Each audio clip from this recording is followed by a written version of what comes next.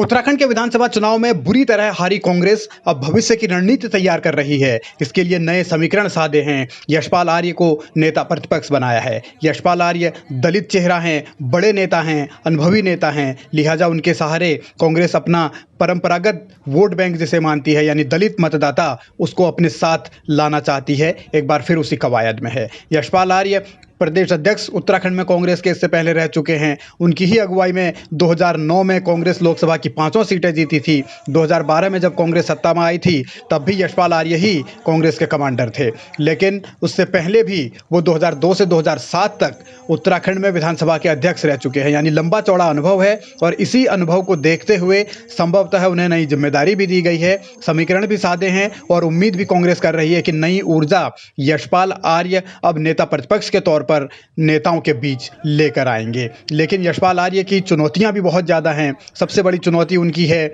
गुटबाजी को दूर करना, पार्टी के अलग अलग धड़ों में बटे नेताओं को साथ लाना। खासतौर पर हरीश रावत जो अब हाशिए पर चले गए हैं, हरीश रावत को यशपाल आर्य कैसे साथ बनाए रखेंगे, कैसे हरीश रावत को वो सपोर्ट करेंगे, ये बहुत अहम होगा, क्योंकि हरीश ने यशपाल आर्य की बुरे वक्त में मदद की है। इसके अलावा यशपाल की चुनौती होगी देवेंद्र यादव और प्रीतम सिंह के साथ भी तालमेल बनाना, क्योंकि इन दोनों की नज़दीकियां किसी से छिपी नहीं है। तो इनको कैसे यशपाल साधेंगे, ये बहुत अहम और जिम्मेदारी भरा काम होगा। करण मेहरा को उत्तराखंड में कांग्रेस ने नया प्रदेश अध्यक्ष बनाया है। करण मेहरा युवा नेता हैं, 2 बार रानीखेत से विधायक रहे हैं। इस बार भले ही वो चुनाव हारे हों, लेकिन इसके बावजूद पार्टी ने उन पर भरोसा जताया है और पीसीसी चीफ बनाया है।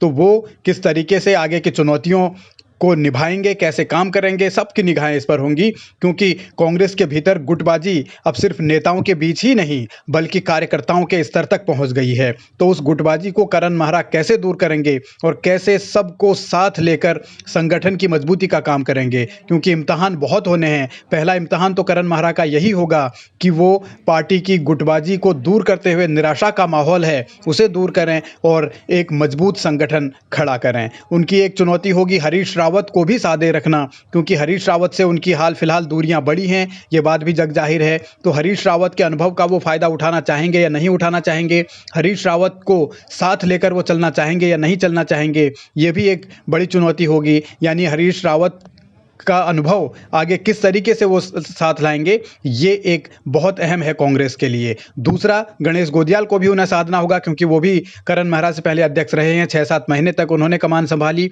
तो उनको किस तरीके से वो आगे लेकर चलेंगे, ये भी देखना बड़ा दिलचस्प होगा। भुवन कापड़ी उपनेता प्रतिपक्ष बनाए गए हैं, युवा नेता हैं, तो उनका भी भविष्य यहाँ से एक लंबी छलांग लगाएगा या फिर सिर्फ पद तक ही सीमित रह जाएगा, ये आने वाला वक्त बताएगा। लेकिन कांग्रेस ने जो नए टीम तैयार की है उसके पास जिम्मेदारियों के साथ साथ चुनौतियां भी बहुत हैं।